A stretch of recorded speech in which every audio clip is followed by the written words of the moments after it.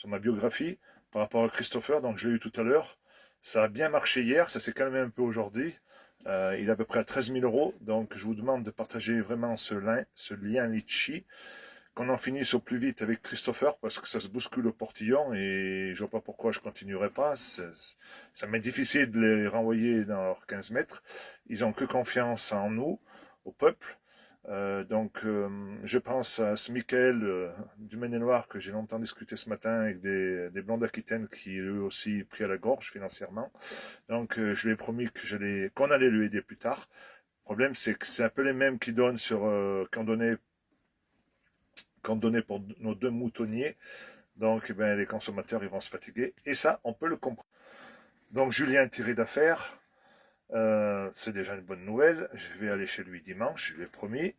Christopher, c'est en bonne voie. Après, on passera à Michael et bien d'autres. N'ayez pas peur, je ne vous oublierai pas. Et merci, bien entendu, à tous ceux qui partagent et à tous ceux qui ont donné.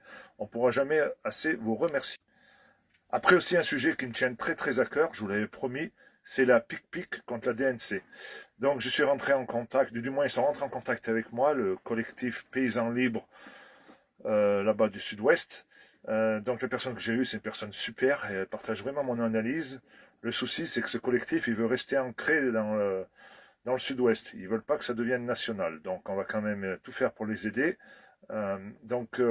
J'ai des amis qui sont en train de travailler, des avocats, des juristes, sur vraiment un référé très très costaud pour qu'on ait une arme juridique pour donner aux éleveurs qui refusent la pic-pic. Et il y en a bien plus que ce qu'on croit, bien plus que ce qu'ils veulent faire croire les préfets.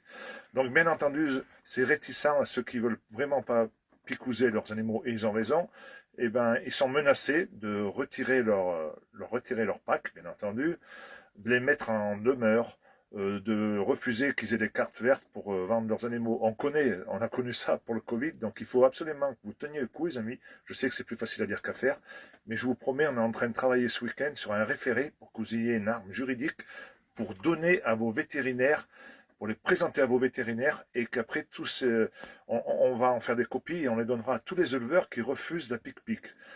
Parce que je me rends bien compte que j'en connais aucun qui la veut, parce que j'ai des coups de fil de partout. Je pense à cette dame ce matin des Deux-Sèvres, dans le sud-ouest, de partout, qui voit bien que ça va arriver.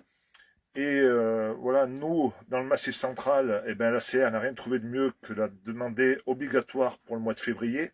Donc je sais qu'il y a beaucoup d'éleveurs dans le Massif central qui ne la veulent pas. Donc on vous fera passer ce référé. Il faudra tenir bon, il faut freiner des cas de fer. Il n'y a pas d'autre solution.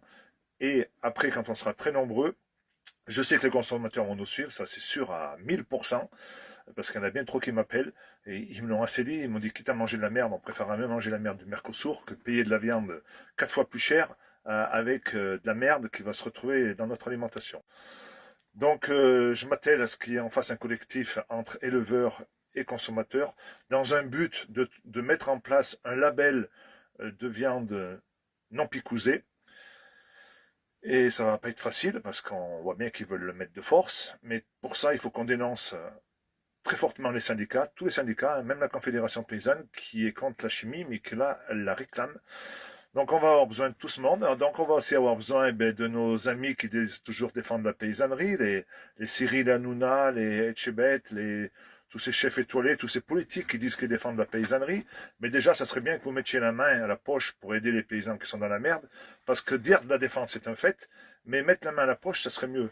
Je sais très bien que des gars comme Cyril, en un chèque, ils peuvent permettre de sauver plusieurs exploitations. Voilà, ça c'est le coup de gueule parce que j'en ai ras le cul que tout le monde dise on veut défendre la paysannerie. Quand je vois les syndicats aussi, j'ai fait un peu mon petite enquête, la CR 4 millions d'euros, la Fédé et les JA plus de 6, la Conf 3, c'est des sommes folles. Pourquoi faire? Payé par les impôts des consommateurs, ça il faut bien le dire, c'est des impôts qui payent ces subventions, pour qu'au final, ils aient de la merde à manger plus tard avec cette picouse. De toute façon, je sais très bien que si vous aviez voulu donner, vous auriez pu donner. C'est comme les trois mousquetaires qui se sont fait prendre en photo devant l'Assemblée nationale. Si vous aviez voulu donner à Julien, à Christopher, vous l'auriez déjà fait, mais vous voulez pas. Donc arrêtez de dire que vous défendez les paysans. Vous défendez juste votre compte en banque. Vous vous servez de la misère des paysans et vous êtes bien content en tant qu'il y en a qui crèvent pour pouvoir vous faire pour pouvoir faire des vues et remplir vos comptes en banque. Donc voilà un peu le but de ma vidéo. Donc aujourd'hui, eh ben, c'est continuer à défendre ces paysans qui sont dans la merde, par tous les biais.